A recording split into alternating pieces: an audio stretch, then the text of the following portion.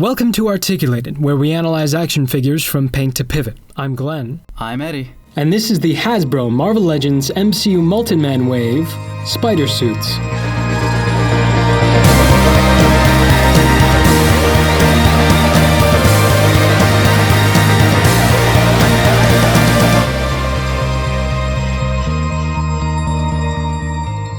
Spider-Man, aka Peter Parker, was created by Stan Lee and Steve Ditko in 1962's Amazing Fantasy number 15, but if you watched our Mayfex video, you'd already know that.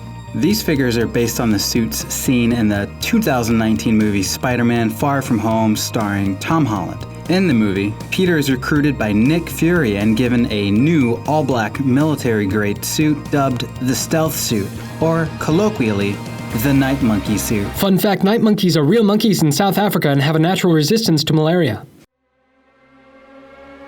The upgraded suit is created by Peter toward the third act of the movie and pays homage to Spider-Man's first appearance costume. Out of the box, Stealth Suit is packed in with the left arm of the MCU molten-man baff, while Upgrade Suit doesn't come with an extra baff piece. Both figures come with an extra set of interchangeable hands, allowing Stealth Spidey to punch and thwip, and Upgrade Spidey to thwip and grip nothing, as he doesn't come with anything to hold. Overall, the accessories are fine, but I would have liked to have seen some wall-crawling hands for both, fists for Upgrade, and instead of an entirely new head for Stealth, maybe swappable goggles that plug into his mask.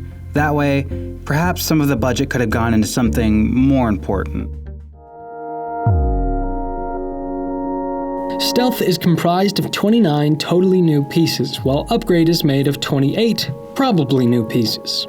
It's definitely mostly new, but between the previously released tech suit, they could possibly share upper legs and knees. Based on the average new piece for MCU figures released in 2018, they both get very high marks.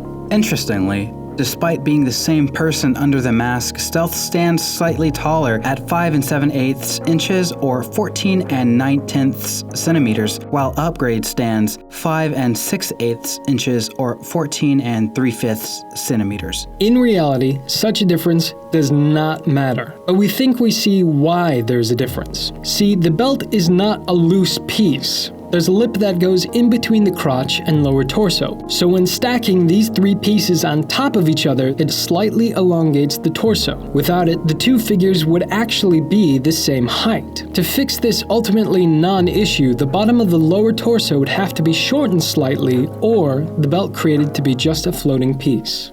On their own, proportions on these two are fairly standard for someone of a teenage stature. Stealth stands this many heads tall, while Upgrade stands this many heads tall. The reason for this disparity is not just because of the height difference. When compared, Stealth has a significantly shorter head, like he's missing a good chunk of his jaw. Comparing them further, Stealth has a narrower chest and much smaller feet. Otherwise, the legs and arms seem to be the same length and girth.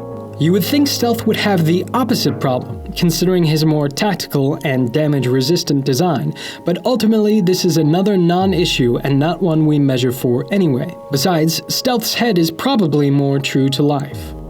As for screen accuracy, the Upgrade suit is quite literally a perfect rendition from screen to plastic.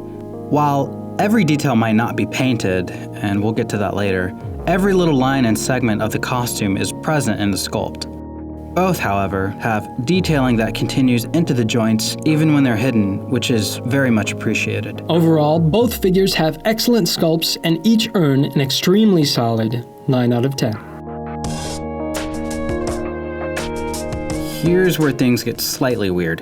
It's really hard to tell, but we think out of the 29 pieces that make up Stealth, 20 are painted? It's obvious for the head and hands, but the suit is not just all black. There are different finishes to certain pieces. Maybe it isn't paint, but something has certainly been applied to make some areas more glossy than others. Attention to detail like that is much appreciated. What isn't appreciated is the total lack of paint on the web lines, especially when 26 of the 28 pieces that make up the upgraded suit have some kind of deco applied.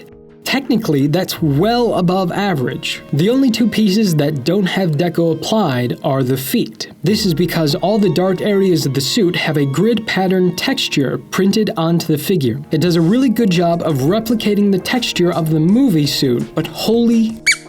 Where are the web lines? Both previous releases of the tech suit had black or dark gray paint applied and made their respective figures pop. So it's a little ironic that this release is called the upgraded suit. The Iron Spider suit didn't have painted web lines, but that was actually accurate to the movie. The suit had recessed, concave webs etched into the body. It was only the presence of shadows that gave them their depth. That's not something they can get away with now. This figure needed that extra paint. Additionally, for some reason, the alternate head for the stealth suit doesn't have photoreal printed eyes. Hasbro has talked about not being able to do this for some figures whose eyes are too recessed into the sculpt, but that really doesn't seem to be the issue here. Besides, they've gotten around that by making heads and mask two separate pieces with good results, so it's very strange to see it absent here.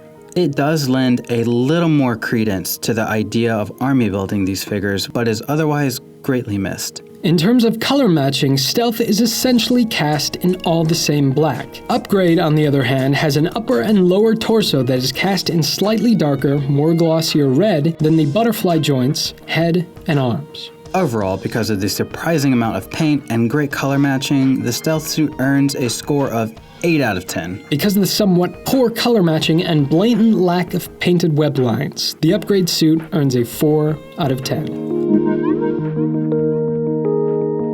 Both figures have 32 points of articulation, which is just a bit higher than average thanks to their butterfly joints. We'll be demonstrating the articulation by switching between the two suits as the range of motion is essentially the same for both anyways. We'll point out where they differ, however. Spidey's head sits on a ball joint that attaches to the neck with a hinge. The stealth suit can't look quite as far down because the collar is hindering the movement slightly. The torso has an ab crunch that allows the upgrade suit to flex slightly more forward and away swivel.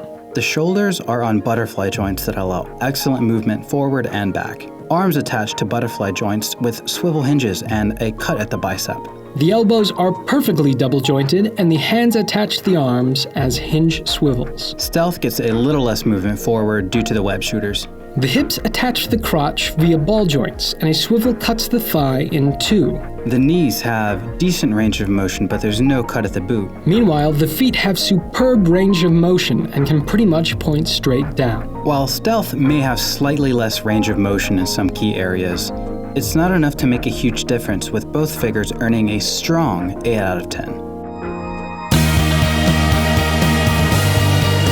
While the stealth suit nearly hits it out of the park, the upgraded suit leaves a bit to be desired. If it meant getting those painted webs, I would have gladly done without the grid texturing, and I suspect a lot of you would have as well. Hopefully Hasbro can get this figure out to us in a future release, pack it in with Mysterio's alternate costume and a Jake Gyllenhaal head, and I bet that would sell like hotcakes. With all that being said, Stealth Suit Spider-Man receives a combined score of 8 out of 10, and Upgraded Suit Spider-Man earns a score of 7 out of 10. While we agree with Stealth Suit outcome, the Upgraded Suit really needed more paint and could have easily been packed in with more accessories without a bath piece in the box. This is Marvel's flagship character, thus Upgrade only gets a personal score of 5 out of 10, which sucks for a figure that has such great sculpt and articulation. Thanks for watching. If you enjoyed this video, consider subscribing, and if you liked what you've seen, consider giving us a like. If you didn't, go ahead and hit the dislike button. We welcome any feedback. And if you have anything more specific to say, we'd love to hear from you in the comments. I'm Glenn. I'm Eddie. And this is Articulated.